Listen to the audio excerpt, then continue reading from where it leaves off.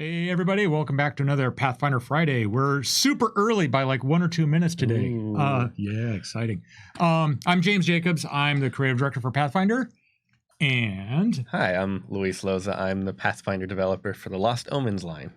And we don't really have any agendas today other than answering each and every one of your lore questions. I was told I can't say that we're not answering any question because that gets complicated. Yes. So yeah, ask us whatever you want. We do seminars like this in like Paizo Con, Gen Con and stuff like that, and it's like the Secrets of Galarian or those types of things. And the way we always start them out is we'll answer any of your questions to the best of our abilities, but we will not tell you what happened, what caused Eridan to die. That's the big mystery that is kind of the fundamental,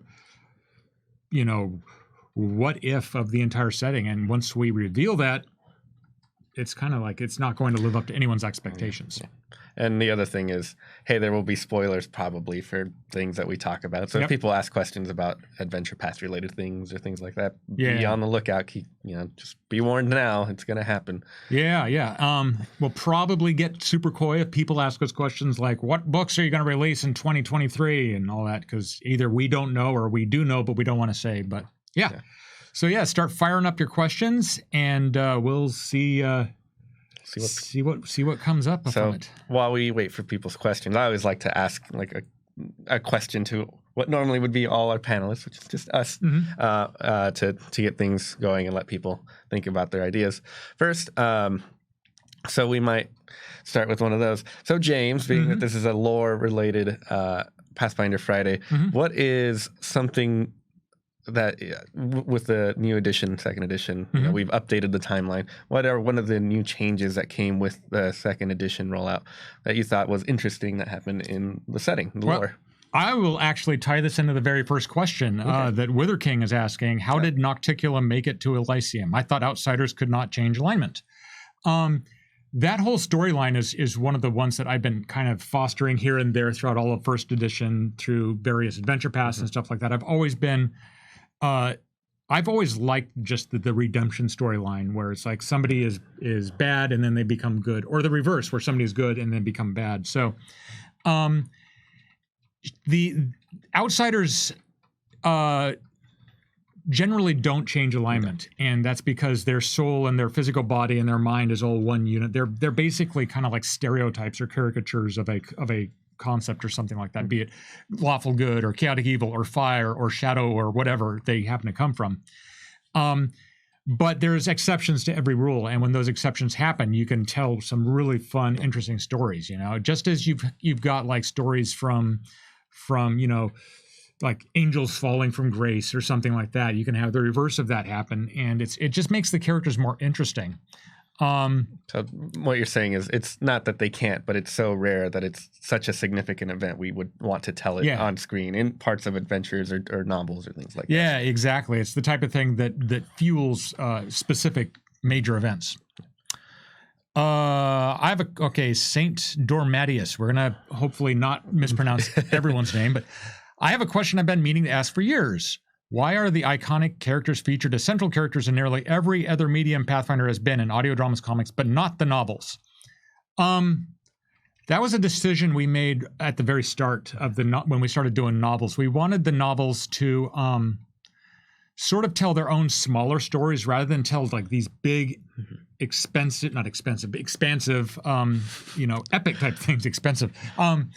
But we wanted them to tell smaller stories with characters that have like specific roles, and the iconics at the time they had their own characters and features and all that, but they're really meant to be like Mauricio is the rogue, Kira is the cleric, and they certainly do have personalities, but we wanted to have characters. We wanted to let our authors make up their own characters in one way is another way of saying it, and by having them build their own characters, they'd be more, invested them and all that. We talk now and then about doing novels with the iconics and characters and all of that, but they really are meant to stand in as your characters, as the player characters. And as such, when we do adaptations of things like Rise of the Rune Lords or stuff like that for audio dramas and comics, it makes more sense for the iconics to fill in that role. Another thing is the iconics have their backstories that were designed to be more of just a representation of the kind of general backstories a lot of player characters have,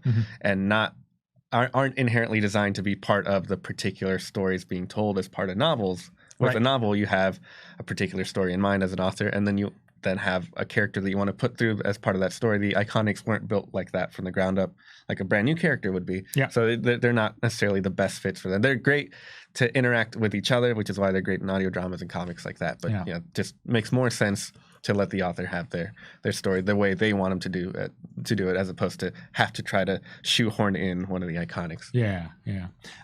There was one question that came up. They're starting to come fast and furious, which is great. Somebody asked, "Will the revolution ever end in Galt?" Yes. Yes, it will end as soon as player characters show up. Yeah, and player characters won't be able to show up until we do an adventure or an adventure path or something set there. I've had several ideas for how that might play out, but that's something that we're hopefully going to get to at some point. Yeah. All right, let's go back here. We have one. We'll just get them as we got them, because Peyton's being kind enough to keep them collected for us. From King Trey III, I think I remember reading that the Whispering Tyrant reformed on the Isle of Terror post Tyrant Grasp. So was his phylactery, or is it still on the Isle? I don't think that's necessarily a spoiler. I mean, when you kill a lich, that just makes them angry because they go back to where their phylactery is, and then they rebuild their body, and then they come back after you. Or if they're smart, like the Whispering Tyrant, they're like, well, geez, I just got my butt kicked. I need to rethink my tactics and use my intellect and resources to, cool my jets for a while and maybe start plotting a new thing. But the fact that the Isle of Terror is canonically, it was built by him. It's a place that he's had a lot of stuff going on. Yeah, his phylactery is in the region. Nobody knows exactly what it is or where it is. And when we get back to telling more of a story, we'll probably, I think the next time we do something significant with him, we'll probably look into that, because we've already done the adventure path where you fight and defeat him. It makes sense. The next one is like, well, we'll see. But one thing in particular that I mean, he's a big, bad, scary lich overlord. Him being kind of shoehorned into Ustalav never really sat well with me, because Ustalav to me is more like, this is the land of like horror stereotypes, and like Dracula, Frankenstein, Lovecraft stuff, werewolves, all of that thing. And the Whispering Tyrant feels more to me like something from like, Lord of the Rings or Vecna, or just these really more high fantasy tropes. And it felt weird that he was kind of like stuffed into this other region. So now that he's in the Isle of Terror, he can really be his own, force of unnature, I guess. All right, we got a question here that I think I'm going to take from Ezekiel. I'm interested to see if there's any juicy details about lore concerning any construct ancestries or races. So we have two constructs in first edition, and maybe someday in the future in second edition. We had two playable construct races. We had the androids from Numeria, and we had the weirwoods, which were originally from Aslant and then kind of relocated to Arcadia. Both of those had quite a bit of mechanical expansion throughout the history of first edition, and we'd love to bring them back. As for any juicy lore, I mean, we have this is spoilers for Iron Gods. We have Cassandali at the end of that AP, who has since ascended into divinity, and kind of serves as the patron goddess of AI, of androids and the like. So if you were an android or there are NPC androids in your campaign, they might now be worshiping with the update to the timeline. They might not be worshiping Cassandali, and you'll get a chance to learn more about her and what she's about just in a month from now, actually, with the release of Gods and Magic. Well, I got one I can answer pretty quick by Nohar the Shark. Why isn't Pesek part of Ravenel? When we went through, when Rob and I were working on Hell's Rebels and Hell's Vengeance, we went through Cheliax and basically decided what all of the different nations inside of Cheliax are. And Pesek is really, it's too far south. It's along the west coast. It's got this whole region along there where there's not a lot of like really significant stuff going on other than these remote wilderness regions. And it just didn't fit into, in one regard, Pesek is a city that's in open revolution and has got actual, violence and stuff in the streets going on and off. And it didn't fit the flavor we wanted with Ravenel, which was more of a slow burn sort of rebellion type thing. And in terms of in-setting, to answer that, if you look at the map of Cheliax and the breakdown of all the different regions, Ravenel or Pesek is just outside of Ravenel and Ravenel's border. So by the Kintargo contract and all that different stuff that comes with Ravenel declaring its independence, it just by the luck of geography missed out on being part of included in Ravenel. So there might still be a chance in the future where, you know, the people of Ravenel decide, no, Pesek is just as worthy of liberation like we were, and we can maybe go tell that story. That's actually something I did in my home campaign for Hell's Rebels. I had my players swing by Pesek and include that and kind of redraw the borders just a little bit. So in my home game, at least, Ravenel does include Pesek that they helped liberate as well. Yeah. Let's see here. Here's a spamotron. We can't read it. It's spam, obviously. Oh, okay. Yeah. Let's see here. Dead God's Hand solicitation says, quote, reliving events from the life of Eridan, the dead god of humanity whose murder triggered the beginning of the current age. I thought Paizo policy was to leave Eridan's death completely open for each table to decide. Why definitively say it was a murder? Related to the lore question, what are the most popular rumors about Eridan's death in the setting of Lost Omens? So often when we write solicitation text, the final product isn't done, and it's still kind of it basically has to happen like at the last minute. We're rushing, and it doesn't necessarily always get the same eye of attention to detail that's going on.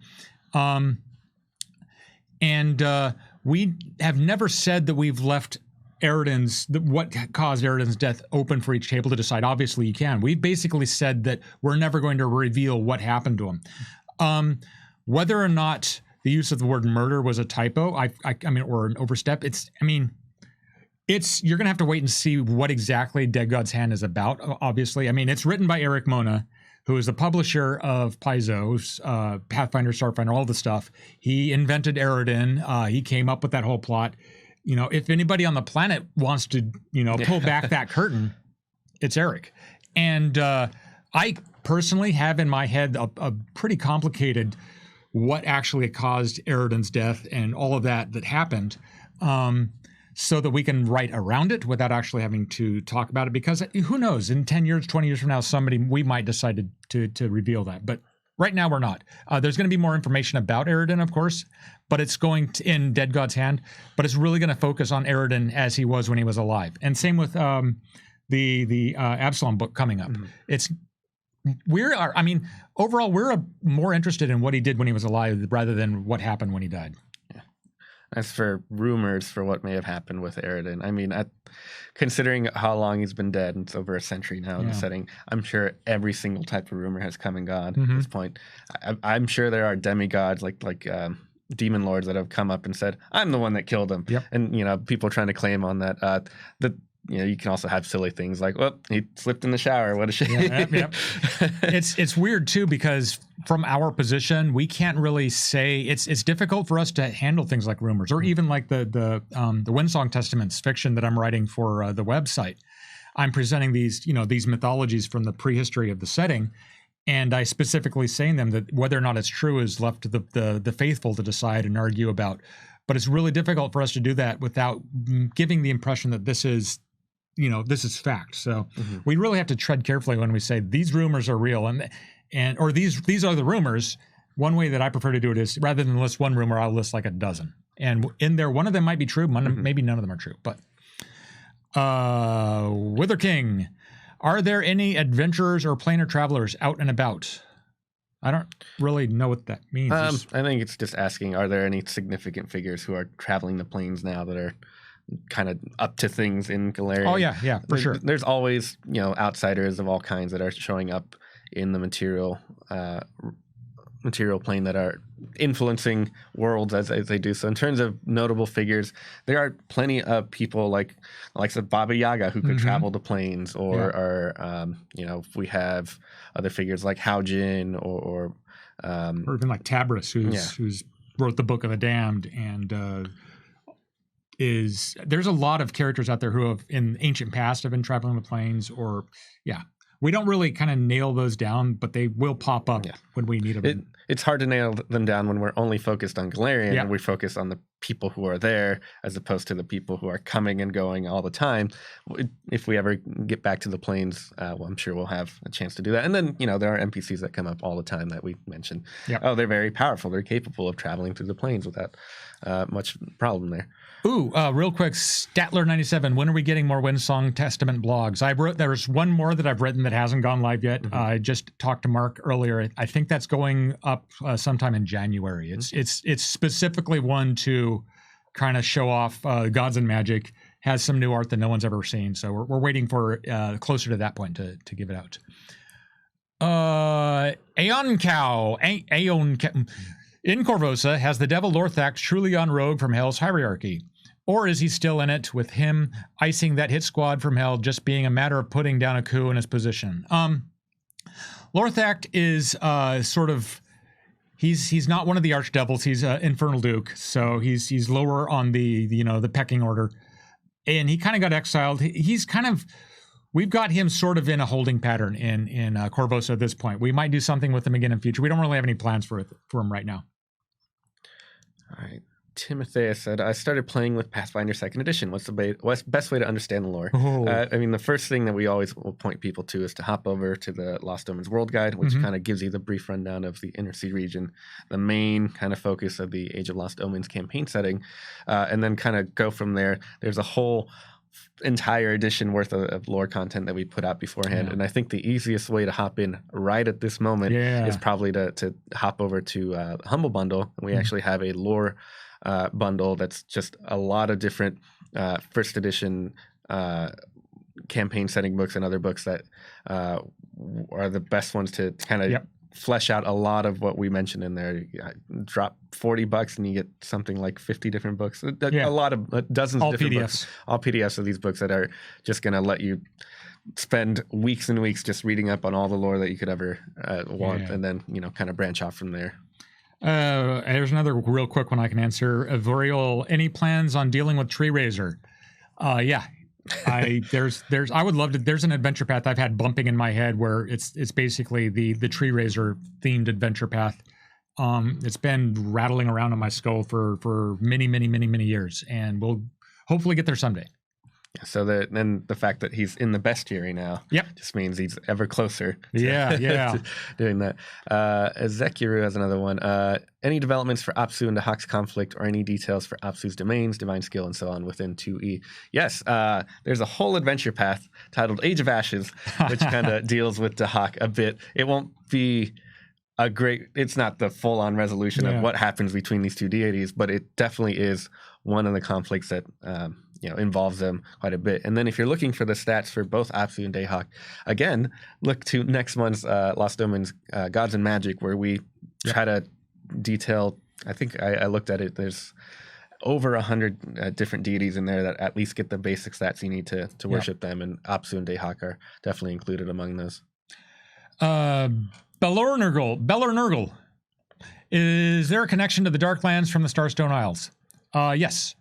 The weird thing with the Starstone is that, of course, when it hit, it created this big crater, and you'll look at like the maps of the Darklands we have now, and that region is depicted as solid stone. That doesn't mean nothing's there. That just means it's kind of its own microsystem.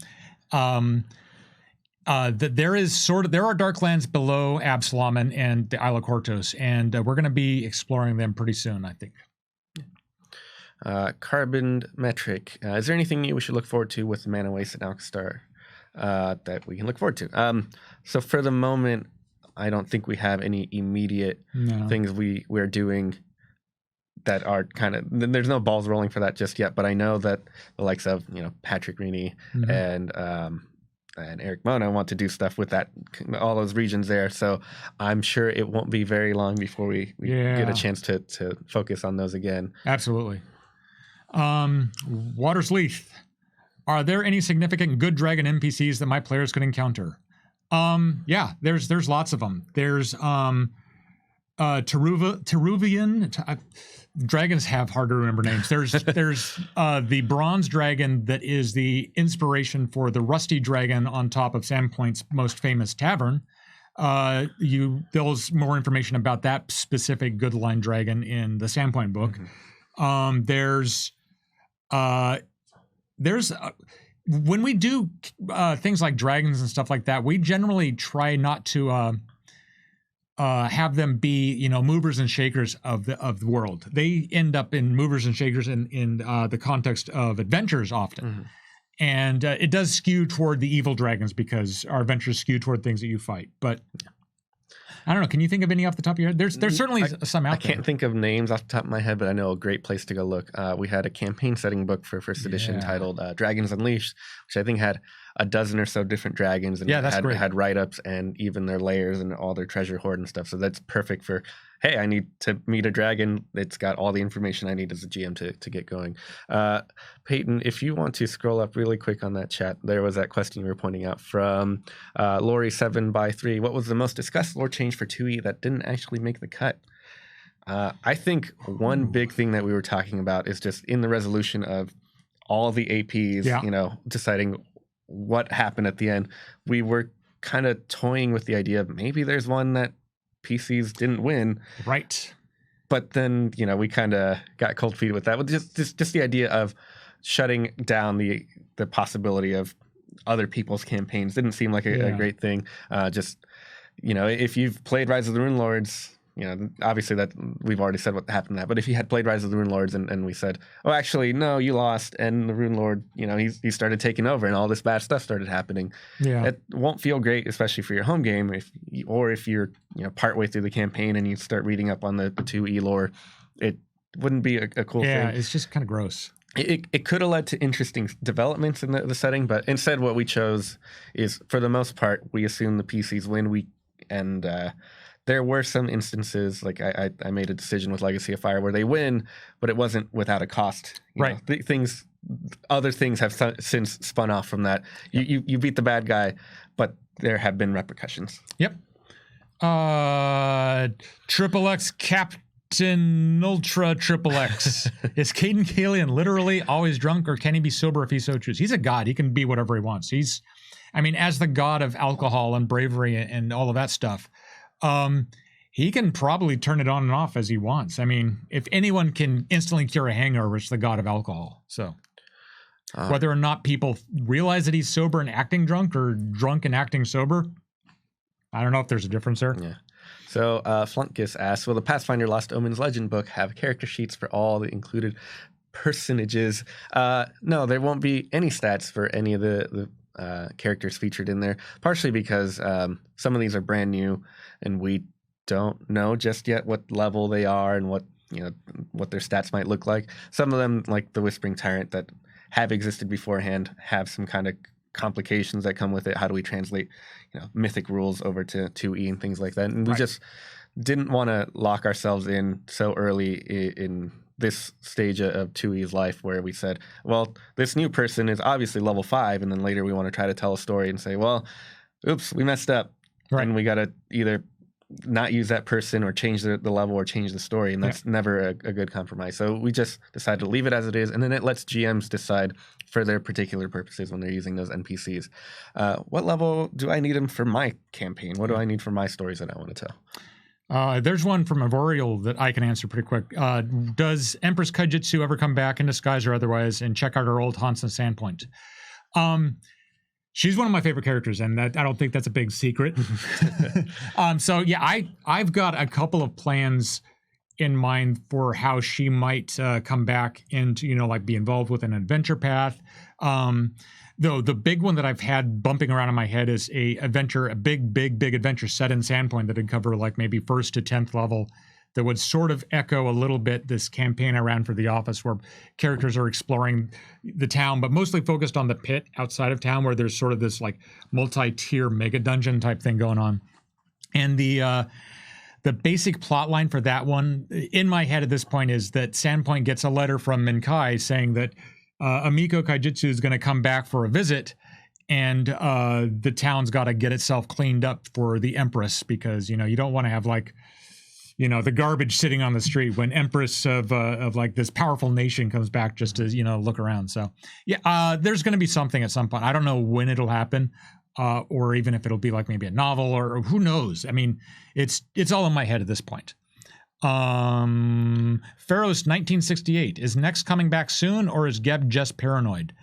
Both of those things can be true, and I think both of them are. I think last we left things in the World Guide, actually, there's just people have a feeling that maybe now's the time. Yeah. Maybe we're getting close, but I think that also might be one of those things where someone's always saying, oh no, he's definitely coming back like very soon. Yeah. Kitsune Warlock. Is there a positive relationship between Daikitsu and Nalavan? Words are hard. Even if it's less intimate than the mortal rumor. This is something that I personally haven't had much input in. A lot of this, Rob McCreary did a lot of the initial work for the deities of the Dragon Empires, and you've actually probably have a little bit more insight just having worked on Gods of Magic. But even then, that's not what. Neither of those are featured deities in the book. So, like, other than making sure we had domains translate and things like that poured over to 2E, I don't have much to say on that either. As a general rule for things like that, for deities, it's tricky. One thing we really try to do is if the deity is coded as being good, we really try hard to have them be like positive relationships and things going on. If the deity is coded as evil, we tend to use them as the ones that are like obviously got nefarious plans going on. At the same point, deities are more interesting in stories like this when they are infallible and they're not omniscient. They can make mistakes. So it's just tricky. So yeah, I guess for that specific question, it's possible. It's not something we've done much work on yet. Okay. We did the 2E lore that didn't make the cut. Yep, so that one's Zachary's question, is there any lore or thoughts yet for the new Oracle iconic? Other than that the new Oracle iconic is a Tengu, not yet. We don't know the Tengu's name yet. We go even back and forth whether it's a man or a woman or what gender. Yeah, we haven't really done much yet. And in part that's because the design team is still finalizing the way the Oracle class works after getting all the great feedback, playtest, and all of that.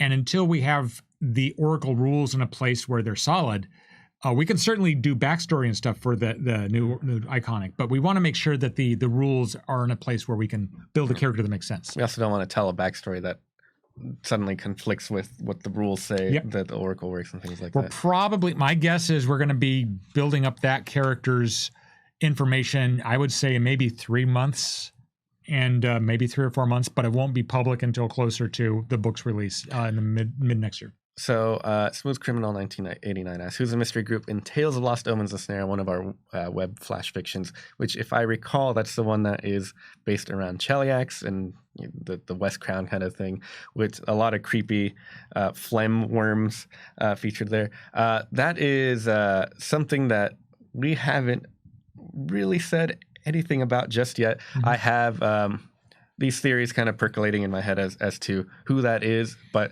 it's something that will remain a mystery for the moment.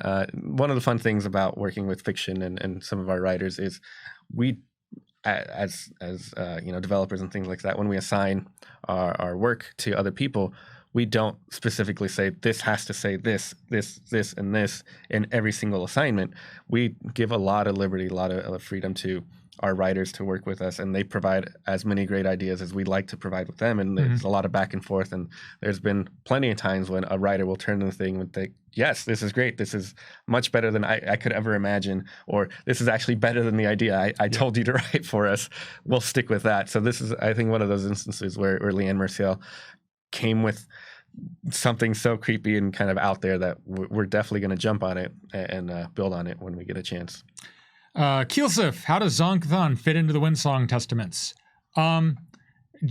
Just fine. I mean, the Windsong Testaments are basically, there's this abbey on the coast of Erissia, a few days north of Sandpoint, that is the Windsong Testaments. I've always kind of joked that it's the UN of religions in Galarian. There's representatives of all of the major religions there, and they kind of get together and try to work things out. And the Windsong Testaments is like this this book that the abbess of that monastery, whoever's in charge, just writes down lore. So, a lot of this is oral tradition that's getting written down for the first time, or their own ideas, or, interpretations from omens or divinations and all of that. And so the Windsong Testaments are telling stories of the ancient past. Some of them predate Zon-Kuthon. Some of them postdate Zon-Kuthon. Some of them are still being written. So he gets his own chapters, his own sections in there. So he fits in, just fine. He's a complicated deity, so there's a lot of stuff to talk about him. But yeah. We did the Kaijitsu question. Wither King. How prevalent is rune magic? How powerful is it compared to its heyday? Is anyone exclusively using runes now? That's an interesting question in that we don't really have rune magic in the game. We've got Thassalon has this tradition of magic that is its own sort of take on the schools of magic, and it uses a lot of runes. But the way the spells are cast is no different than any other wizard spells being cast. There are magic runes that they've created. There's living runes. There's stuff like that. It's fertile ground for us to explore a new type of spell casting, or maybe even new types of magic items or spells or anything like that.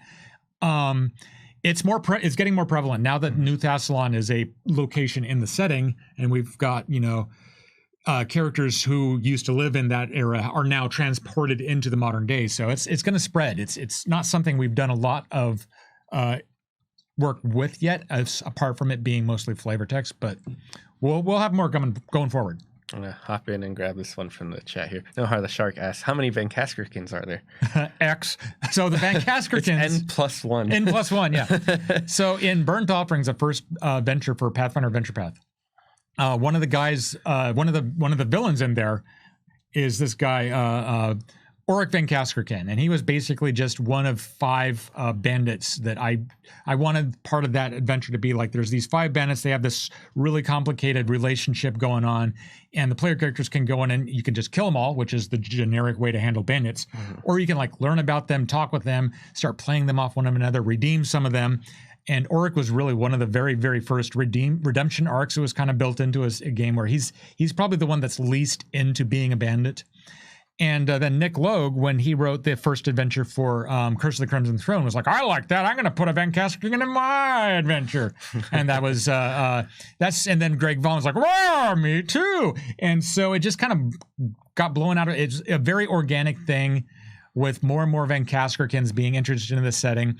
And it wasn't really curated all that well. Some people invented them and said, this guy has got no brothers, but then his brother says he's got several brothers. And it's how can 2 people have different numbers of brothers? And I sat down one day and did a family tree, and it's super complicated. And there's it's not incest going on in there so much as it is it's maybe some sort of it's super complicated. There are going to be more Van Kaskerkins going forward for sure. And I hope it would be cool someday to just have a stream that's just let's explore the Van Kaskerkin family line, because there's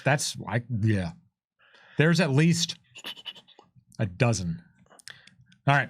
So, Carbon Metric, a dozen and counting. Yes. Yeah. Carbon Metric asks, do you have someone working on non-Inner Sea lore and history for 2E development? And can we expect more context soonish?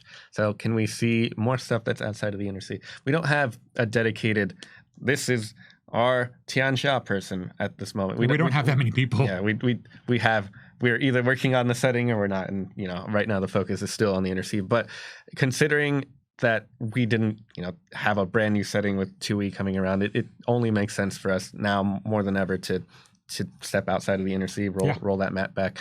I have definitely been attempts from several people to start kind of going beyond the Inner Sea when it makes sense. So I think you can expect to see something like that much sooner than later. Yeah, it's definitely something that we're not going to. When we first launched Galarian and Pathfinder and all that, we didn't.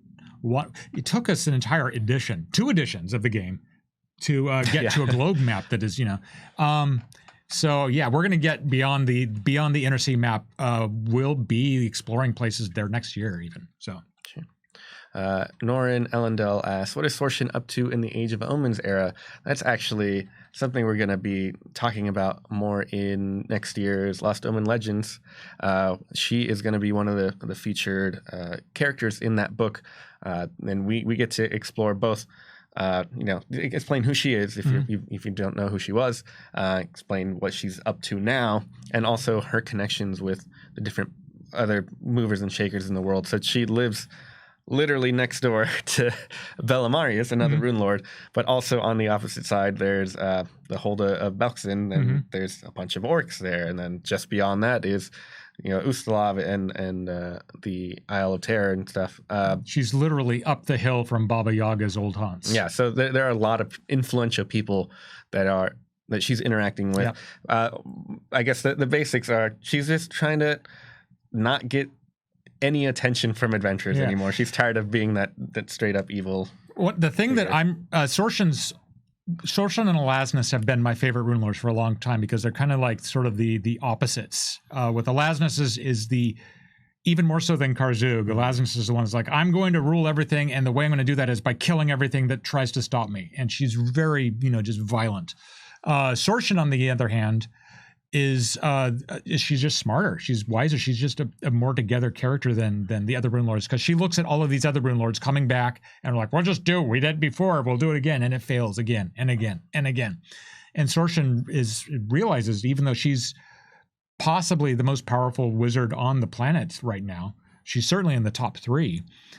She knows that if, you keep being a jerk, people are going to find a way to make you not be a jerk. And her goal is to integrate New Thassalon in a way that doesn't, impact the surrounding terrain and or the nations and all that. And it's complicated because, there's a lot of things going. I did just actually write one of the things. We're working on the Absalom book right now, and one of the things I'm doing is like when there's like a little nook or cranny here, to get some extra words in.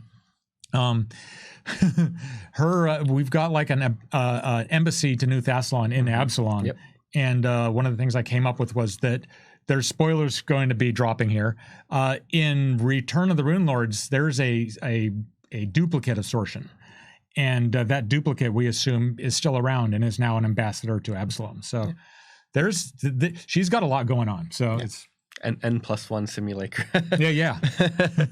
Are there, this is from Creative Burst, are there plans to go more in depth in the Kalesh Empire, which is just kind of like we answered before with, hey, do we have people working on the rest of the planet? Yes, we definitely have a chance to do more with that. We're not going to go on the full in-depth thing in the book, but Lost Omens Legends does figure a character related to the Kalesh Empire, a significant, so significant that they get to be one of the a couple dozen that are in this particular book. So that's one you could definitely check out and get a feel for, or at least another taste of the Kalesh Empire. Flunkus asks, who are the top 3 wizards? It's a weird phrasing of that question. The top 3 most influential, powerful wizards in the setting right now, if I had to say off the top of my head, are probably Sorshin, Tar-Baphon, and Nex would be my guess. Sure. But like maybe not. Like any top 3 list, it's also subjective. I would feature Jatembe in my top 3. You're right. Even though he hasn't been around for a long time, he's still had so much influence in bringing back magic. Yeah. It's tough. Everyone's list, I'm sure, will vary. Yeah. Yep. Eridan, yes, was a wizard, but he's gone. Zin is just a bag of bones. He's gone too. All right. Anything about the Geniekin that's interesting to look forward to? Yeah, we're going to be doing more Geniekin stuff real soon. Yeah, so. It would make no sense to not bring more Geniekin stuff back. It may take us a little bit, but yeah, we're definitely that. We have a slower release schedule for our products, but they're bigger, so you'll get more information when we get to them. Yeah. Real quick before I lose it in the chat, PFred0 asks, there seems to be 2 separate dates for the release of Gods and Magic. According to the Paizo website, the PDF drops on January 29th, but the Amazon site lists a publication date of February 11th. Which one is correct? Unless we tell you otherwise, assume anything that is listed on the Paizo site has a correct site. Or has the correct date on the site, as opposed to any other vendor that you're seeing. Amazon, like, from what I've noticed, just even as a fan over the years, just tends to have dates a couple of weeks after what Paizo would put out, just for whatever the case might be. Yep. You could get your book in time, but the easiest way to guarantee that you'll be getting it on or near that release date would be to order through Paizo. Yep. Kitsune Warlock. Is there a lore reason why the clear spindle ion stone's resonance power changed between 1E and 2E? It feels significant given its role in Ruins of Aslant. I think that's the one that kind of helps against mind control and things like that. Not that I know of.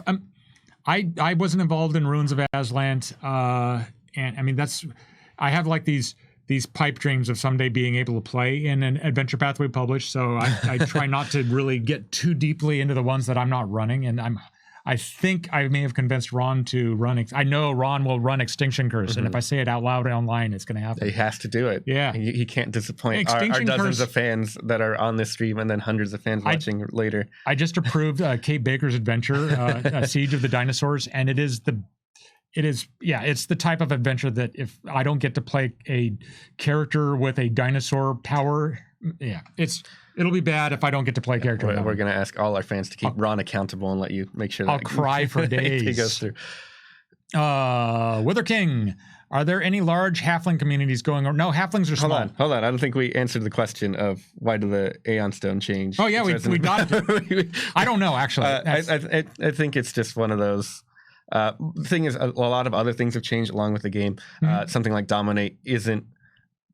It's still pretty bad if you get dominated as a character, but it's not going to be something that you can't get rid of for weeks and weeks and weeks at a time. It's a lot easier to fight that off. There's lots of more options to kind of fend off the likes of domination and things like that. So I think that might be one of the reasons why the design team chose that. It ultimately, it was their call, so you'd probably want to bug one of them and see what happened there. But I think it's just, it wasn't as necessary as an item compared to the Pathfinder edition of that. Yep.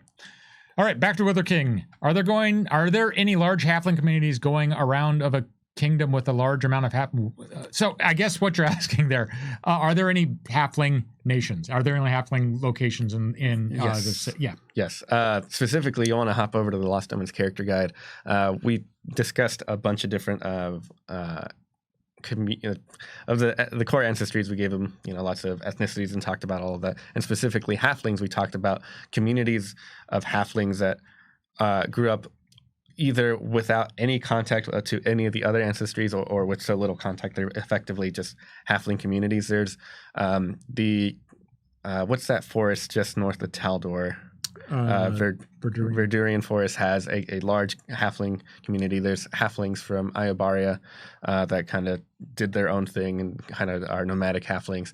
And there's what I call the time halflings, which are the time displaced halflings from New Thassalon that are so different from what all the other halflings are that they're effectively their own brand new kind of type of halfling, their own unique ethnicity. So there's some groups that you can look at that have gone off and done their own independent thing that are not straight up halfling nations, but they're more than just, these are halflings that are living alongside the humans of Chaliax or humans of Rissi or whatever the case might be.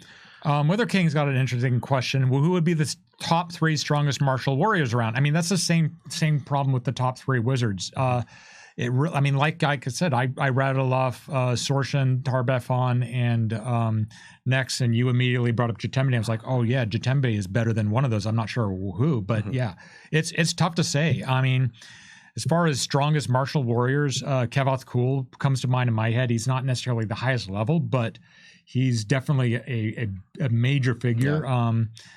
White Estrid probably is way up there. It's hard to say because the game tops out at 20th level, so certainly you can have more than 3 20th level characters, and at that point it's like they're all 20th level, but it's tough. I mean, and I don't necessarily think that it's super valuable to say that the top 3 most powerful anything in the setting are these 3 because it limits stories that we want to tell. Yeah. And also, even if we had stats for them, you could literally pit them against each other at the table and have different results every time. Yep, absolutely. I mean, yeah. So, yep. HZ How 2013 is asking, are there any outer gods in the new Gods and Magic book. And yes, there's a whole section dedicated to them, and you get their particular edicts and anathemas. Did we keep them having no anathemas? Yes, specifically, the Outer Gods have anathema none. They don't care. Yep. If you're furthering their cause, that's fine. If you want to do other stuff, great, whatever. Yeah, they don't care. You don't really matter. They're so uncaring of you. It's pretty awesome. Now that said, you still pretty much have to be evil to worship them, because if you worship, and there's a couple of exceptions like Yogg-Sothoth, you can be counting anyway. Yeah. But yeah, they do not have anathemas. No anathemas. So they won't stop giving you their power. Yeah. They just you're so insignificant. Sure, whatever. Have some, and I will do other stuff. I don't care. Yeah. Here you go, and have this little crumb. Yeah. There's no new Outer Gods in the book, but there are Outer Gods that we've invented for the entire like Nimbalith is in the book, and that was a deity that I specifically invented for games that I've been running for decades, but exported, sold to Paizo. And so there's not a lot of information about Nimbalith, for example, but she's creeping into like the bestiaries. There's a significant Nimbalith something coming soon that I am going to be working on over the Christmas break. So yeah, they're definitely they're in the Gods of Magic. They're there. They're in the setting. Yeah, they're ready. Every time they're ready to ignore your worship. Yeah. So earlier I saw a question that I didn't think we get on our little question queue, but I think someone was asking about Arcadia in specific, about what do the different ancestries look like in Arcadia. They were asking, oh, hey, I saw your adventure for Tyrant's Grass, and you know, what do dwarves look like? What do orcs look like? And a lot of that is still undecided. I can talk about the ideas I have, which are completely non-canon and stuff. That just will start muddying the waters a bit. But I mean, I think we can probably safely say that all of the core ancestries that you see in the core rulebook most likely show up in Arcadia, and most likely show up in pretty much the entirety of Golarion. Whether they show up to the same degree that they do in the likes of the Inner Sea region is yet to be seen, but most likely you're going to be seeing dwarves in Arcadia. You're still going to be seeing dwarves in Tianjia, seeing them wherever they are, because they are so core to the game that we decided that they're in the core rulebook. They have to kind of, in a way, be core to the setting as well. It's going to vary too. Like you look at Tianjia, and there's a nation of elves, there's a nation of hobgoblins there. There's not a nation of gnomes, but there are gnomes in Tianjia. So, who's that asked about? Lori 7x3. What edition has more of my homebrew? 1 or 2? It's both. I mean, it's the same game, really. My homebrew stuff is not really. It's mostly the lore content that has been brought in. There's some, like I've had things like alchemists and gunslingers in my game, and I did the very, very first versions of both of those classes before kicking them over to the design team to make actually work. But it's the same game. It's the same. Pharaoh's number. Any plans on using some of the established bad guy organization and adventures going forward, like the Asmus Consortium? Yeah, I mean, always. I mean, a lot of these have had a big amount of spotlight. Yeah. And I guess depending on what you're playing, you may feel like you've seen too much of the Asmus Consortium in like the likes of Pathfinder Society, or if you only play something like Adventure Paths, you've seen very little of them. It kind of really depends on where you're looking for that kind of stuff. We're always the part of the problem is we have way too many, not way too, we have a lot of bad guy organizations and just not a chance to use all of them all the time. And we try to, make use of them as often as we can. And that means some of them get put on the shelf for a little while before we can bring them back and do other stuff with. Who's a King Trey the Third, also Great Old Ones and Gods of Magic. Yeah, I mean, there's a spread. It's the Elder Mythos that's got Great Old Ones and Outer Gods. It doesn't have all of them for two reasons. There's too many to do on a spread. We've got a lot of their anathema. We've got, I think, 5 of each in the tables in the back. But it's particularly weird. A lot of those creatures are invented by writers whose work is not yet in public domain. Or are still, alive and working today. Or some of them we had permission to use them for a little bit. Yeah. And so they're all still part of the game, but if we, for example, wanted to use a Both, for example, we would have to organize either with the estate of Clark Ashton Smith or with Chaosium, who currently holds the license to do more information with them. But for other ones like Cthulhu or Hastur, those are public domain, and we can do stuff with them. So yeah. Arcaneus 123 asked what level deity is Nimbala, which is kind of a hard thing to quantify. Oh, it's a full-on deity. He's very so we have kind of 3 different steps that we try to quantify that aren't hard numbers or anything like that, but we kind of say that there are kind of 3 different tiers. You're either a full-on deity, you're a demigod, or what's considered a quasi-god, and basically anything that's a deity you can't kill. It has no stats. It is too powerful for anyone using game mechanics to defeat. There might be stories where you could do that in your home games. We most likely won't ever touch anything like that. It's not the kind of stories we want to tell. But then we have demigods, which include the likes of demon lords and imperial lords and things like that, which typically can have stats. We've actually given a lot of those stats in first edition, and something like Tree Razor, technically a demigod. Quasi. Yeah, because he's anyway. We quantify the levels anywhere from 26 to level 30 or something like that is a demigod. Anything below that, anywhere from 25 to literally a -1 level creature that can grant spells and grant can be worshipped and has edicts and anathemas and grants you all the stuff that a normal deity grants you, is considered a quasi-deity. You probably shouldn't worship a -1 level god, because if they get stepped on or something, you're out of luck. Yeah. But it's potentially possible. If you find that super powerful rat that grants you spells, make sure to protect that rat with your life. How many standalone adventures are in the pipeline from Statler97? When we launched 2nd edition, that was a huge deal. I mean, there's that we put on more pages in that year than I think we've ever done for Pathfinder, and we had to pick and choose our battles. We've still got more standalone adventures planned. I hope personally to do three or 4 a year. I don't know if we're going to be able to get to that point, but yeah, we'll be doing more standalone adventures for sure. How many are in the pipeline? Dozens in my head. Yeah, we all have our ideas for. I mean, ask Ron Lundeen and he'll take care of us from now until the end of Pathfinder, just on his own. So does that mean? So is that I can't read that blue against the burgundy? The Starstone just gives you it's that lore. It's Lore 7x3. Does that mean the Starstone just gives you a massive amount of XP and levels you to demigod? Not necessarily. You don't. Like we said it. So when you do the test of the Starstone, that turns you into a. We haven't really said specifically. Basically, though, you become a demigod. At that point, once you're a demigod, you're not a character anymore. You're using rules. You're a monster. You don't have XP anymore. You are not built using the player character rules. And if we do a Starstone adventure, we're going to have to come up with how that works. But it's on a different track. I don't want to say it's like Mythic, which gives you powers without giving you experience points. It's not Mythic, but it's similar to that, where it's kind of a parallel thing than XP. Just up above, we just lost it, but someone was asking if the ancient Assyrian deities still are looking back on Galarian or not.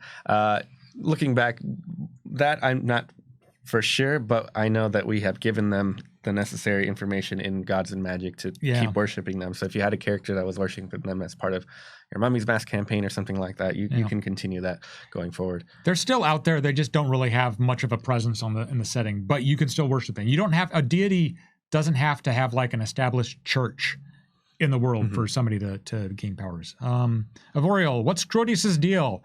How is his apocalypse different from something like Rovagug?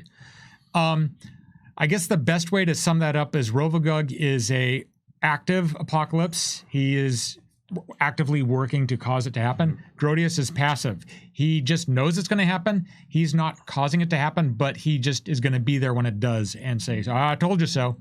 So it's kind of the difference between passive and aggressive, I guess. King Trey III. Speaking of which, not necessarily lore related, any ideas for mythic equivalent for 2 second edition? lots of ideas, but none worth talking about at this point. Yeah. We learned a lot about how Mythic interacts with the game and the setting and all that. I think we definitely want to be more open about what the role of Mythic is and that it changes the nature of your game. It basically changes your game from fantasy to superhero. It's a different genre. And so nothing really yet. We just relaunched the game. We're still having fun, with the new game. I haven't even started playing a character yet. That's in my employee review from Eric. Is you better play a game. Rather than just run it. I am running it. Anyway, is the Starstone more powerful than gods? Why isn't one single god in there securing it for itself? We specifically have our deities not taking active roles in the setting because that's obnoxious. If we were telling stories about, like in novels or books or something like that weren't interactive, that's fine. That's a different story. But it's lame for us to basically say you can play your character in Pathfinder and do whatever you want and then put out an adventure where the god says, nope, can't do it.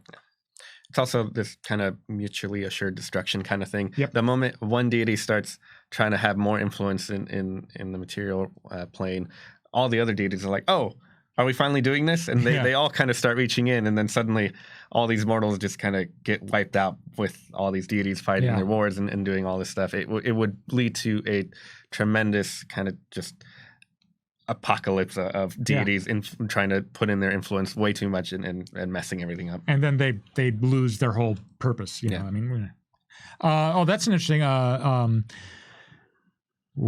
Careful disability lore. We know Valoros started using a shield between editions. Have any of the other iconics had other significant lore-based changes? I mean, that's a weird way to put it because there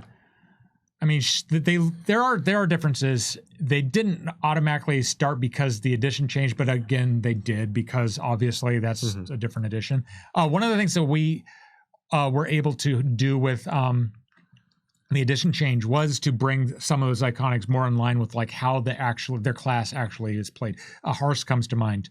In first edition, we have him using a really cool looking crossbow, and that makes him look cool.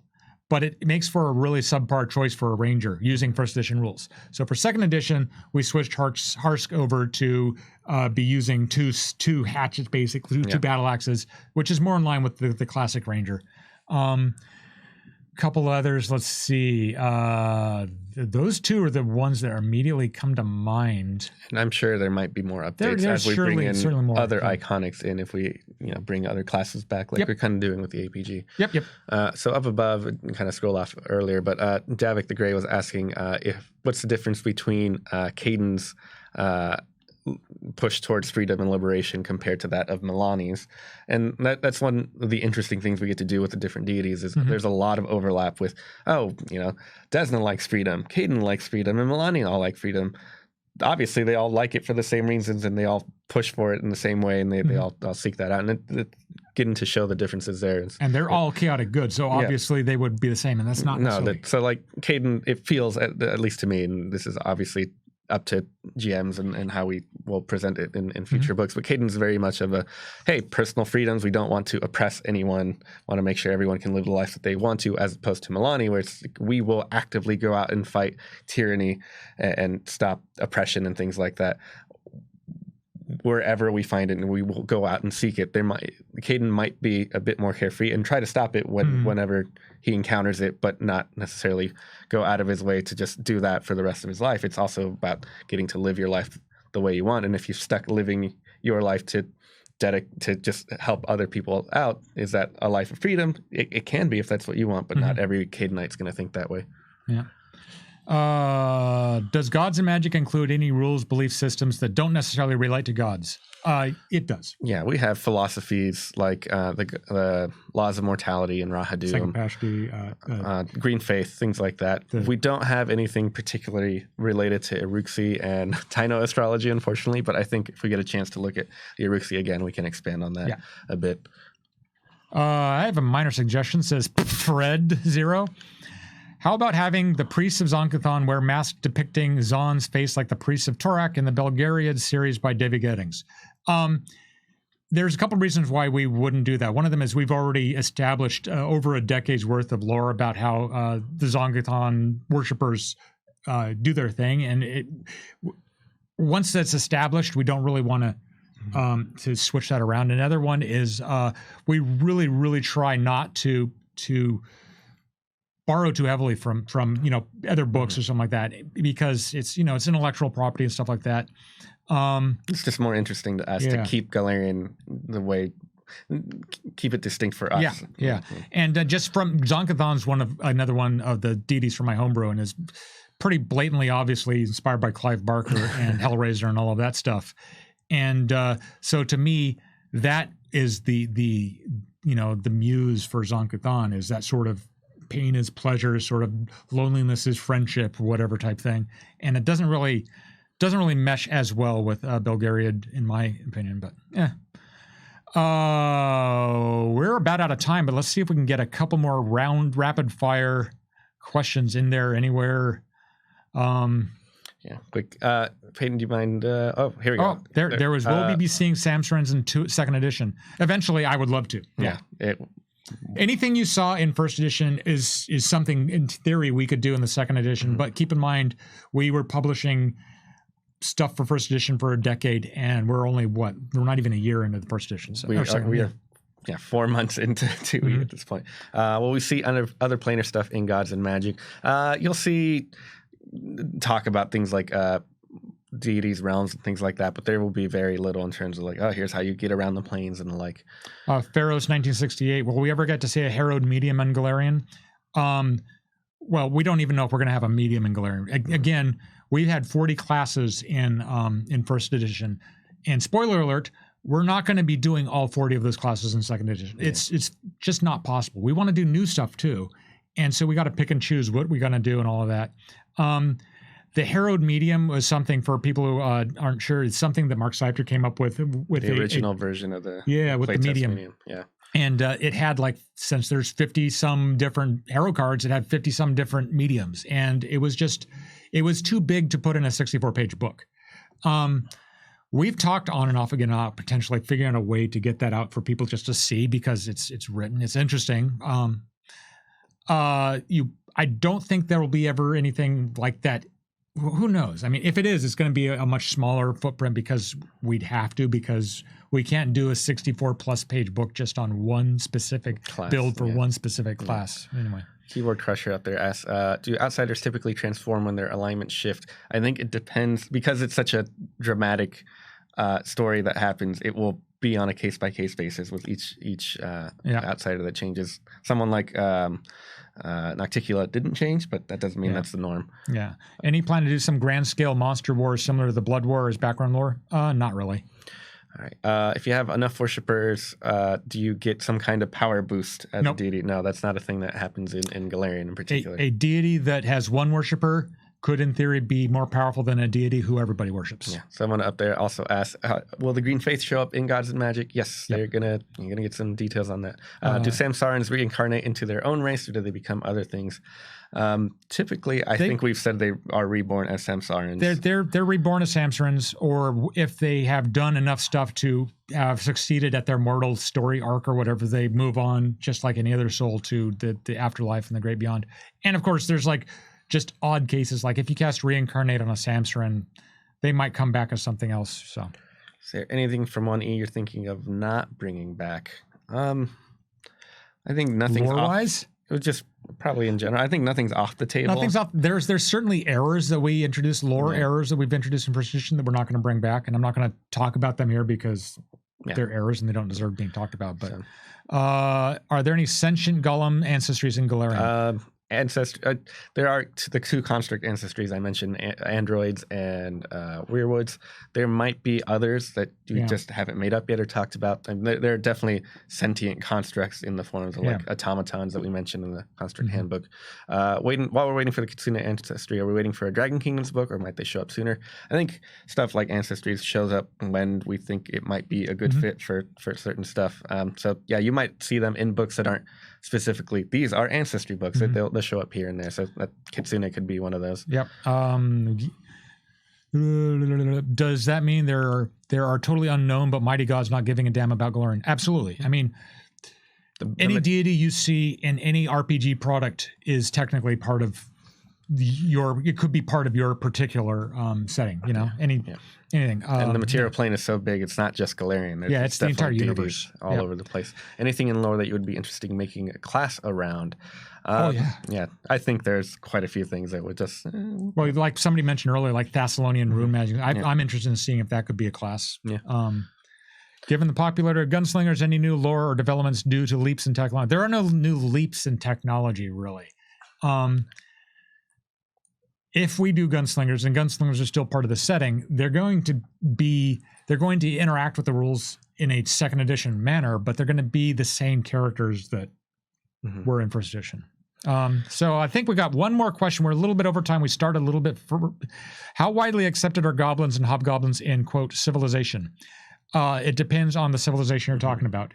I think blanket wise, just it might be a little bit more than you're used to from first edition, but it varies from place to place. Yep. So, like in the Hobgoblin Nation in the middle of the Hobgoblins of Oprak will accept pretty much every Hobgoblin and other what would be considered monstrous people. You know, goblins, orcs will show up just fine, but then you turn around and go to a small town in Andrin, it might be a lot more trouble for them.